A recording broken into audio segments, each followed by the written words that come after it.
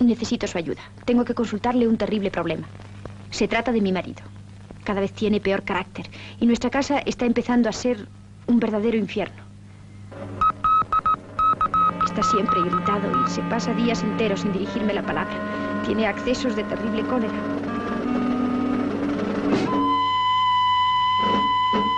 Cuando me dice algo, es siempre a gritos y con malos modales.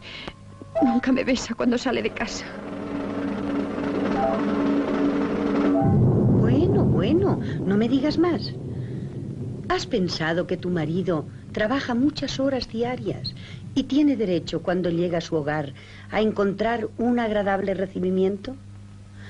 Mira esto y procura que nunca le falte su copita de coñac. Verás cómo no falla.